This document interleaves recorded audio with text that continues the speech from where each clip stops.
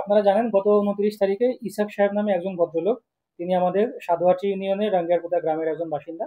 তিনি একজন কৃষক মানুষ, তিনি হত্যাকাণ্ডের শিকার হয়েছিলেন। এবং এই হত্যাকাণ্ডের রহস্য উদ্ঘাটন করতে যেয়ে আমরা প্রথমেই তার পুত্রবধূ, সে যে বাড়িতে থাকতো, সে তার ছোট ছেলে মিলনের সাথে, ভিকটিম তার ছোট ছেলে মিলনের সাথে থাকতো। মিলনের ওয়াইফ হচ্ছে নয়নতারা।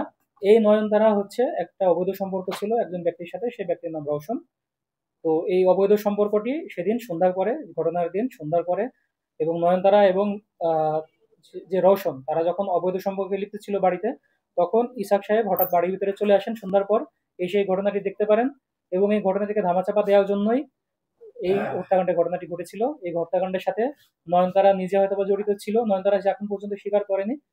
সে স্বীকার করেছে সে হত্যাকাণ্ডটি নিজের চোখে দেখেছে, কিন্তু সে স্বীকার করেনি যে সে নিজের হত্যাকাণ্ডটি ঘটিয়েছে। এটি যেটা আমরা তদন্ত করে দেখবো এখন। এবং এই হত্যাকাণ্ডের সাথে রওশন এবং রওশনের সাথে তৃতীয় আরেকজন ব্যক্তি জড়িত ছিল। তদন্তের সাথে তার নামটা আমরা বলছি না, আমরা জানি তার নাম অলরেডি, আমরা তাকে গ্রেপ্তারের জন্য অভিযান চালাচ্ছি। তো এখন পর্যন্ত এই তিনজন ব্যক্তিকে আমরা হত্যাকাণ্ডের সাথে জড়িত হিসেবে প্রমাণ পেয়েছি।